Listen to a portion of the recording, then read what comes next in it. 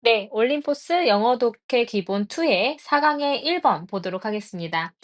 자, 야생동물과 관련이 없는 야생에서의 비극에 내재된 자연의 복잡성이 있대요. 그러면 우리가 이제 뭔가 야생동물 때문에 사람들이 죽었어 라고 이렇게 비극적인 사건을 많이 드러내게 되죠. 근데 사실은 야생동물의 어떤 이유가 아니었을 수도 있어요.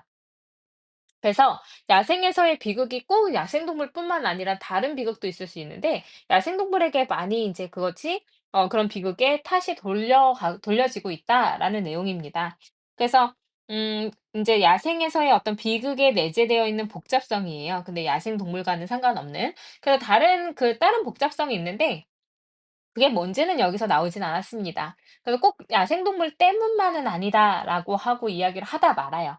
그래서 어디서 인제 원문을 좀 인제 중간에 잘라 가지고 가져왔겠죠. 그럼 인제 더 뒤에 이어질 내용은 사실은 "그럼 야생동물이 아니라 야생에서 일어날 수 있는 비극의 원인은 이러이러한 것들이 있어."라고 설명이 더 들어갔겠지만 여기서는 그냥 그렇게 끝나 버립니다. 자, 그러면 자연의 어떤 인제 왜 길에 대한 복잡한 이야기에서 야생의 어떤 구불구불한 길을 이제 탐구하고 있는 현재 분사죠. 사람들은 종종 그들 스스로가 갇혀 있는 걸 발견합니다. 그러니까 컷이 이제 과거분사 쓰였으니까 themselves와의 관계가 수동 관계가 돼요. 그래서 이제 처해진 거죠. 근데 위험한 어떤 상황에 처해진 자기 자신을 종종 발견하게 됩니다. themselves는 제기대명사의 제기용법으로 사용됐습니다. 그래서 스스로가 이제 위험한 상황에 놓인 거를 발견하게 돼요.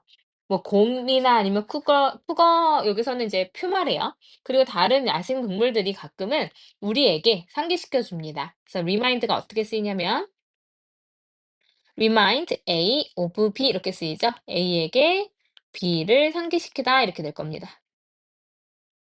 자, 우리에게 뭘 상기시키냐면 아주 이제 무시무시한 존재감을 우리에게 상기시킵니다. 야생의 구불구불한 길을 가다가 퓨마랑 마주쳤어. 이런 막 무서운 감정이 들죠.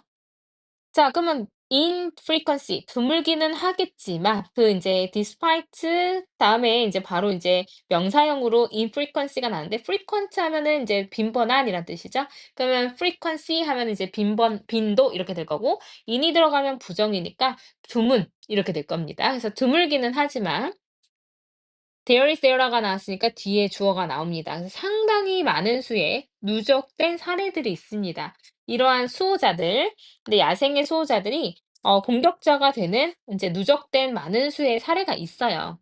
자, 그거는 이제 야기하게 되겠죠. and 그 사례들이 result in 무엇을 야기하게 되냐면 비극적인 결과. 근데 예상하지 못하고 있는 이거 현재 분사죠. 예상하지 못한 이상한 눈치를 못 채는 탐험가에게 비극적인 결과를 야기하게 됩니다. 갑자기 이렇게 이제 공격자가 되어 버리니깐요.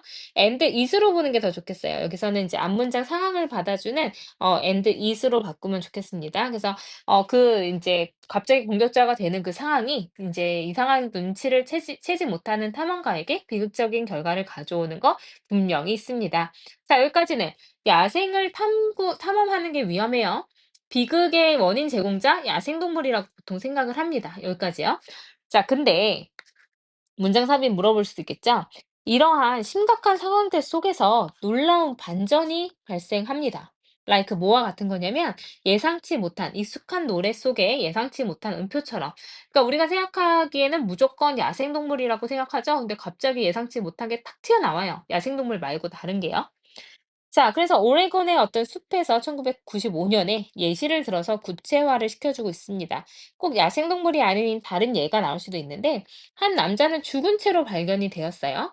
근데 원래는요, 생략되어 있는 분사 구문입니다. 그래서 이제 쿠거 탓으로 여겨졌었는데, 하지만 후속의 조사가 그렇지 않다고 드러냈죠.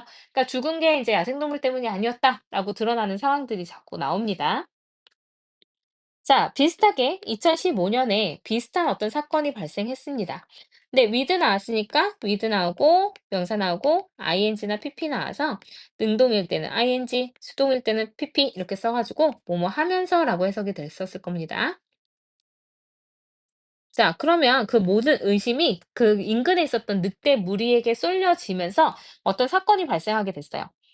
그렇지만 면밀한 조사를 해보니 분명해졌습니다. 대절이. 그래서 가주어, 진주어 구문이죠. 늑대들은 그냥 이제 무고한 그런 구경꾼이었을 뿐이라는 거예요. 그 남자의 비극적인 운명에서. 그리고 그것은 강조합니다. 강조했습니다. 복잡성을요. 근데 어떤 복잡성이냐면 which is가 생략돼서 inherent in such wilderness tragedies 했으니까 이러한 야생의 비극에 내재되어 있는 복잡성을 그리고 강조를 했습니다. 이렇게 되는 거죠. 그러니까 이 복잡해요. 그러니까 사람이 어떤 야생에서 죽는다는 게 굉장히 복잡한 사건인데도 불구하고 모든 탓을 야생동물로 돌리는 거 옳지 않다라는 얘기입니다.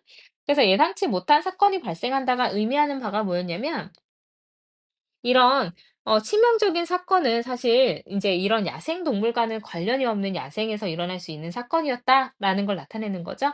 그래서 뭐다? 야생동물과 관련 없는 야생에서의 비극 이것이 바로 자연의 복잡성이다.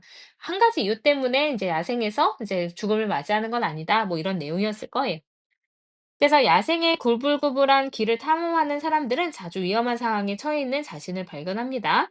그래서 야생동물만 떠올려요. 공격자가 되니까 그냥 이제 비극적인 결과를 초래하죠.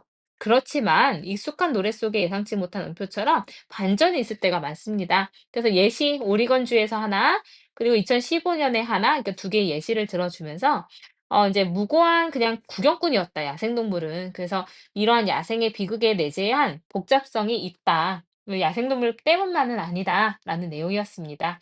그래서 인제 뭐 그렇게 어렵지는 않았던 것 같고요.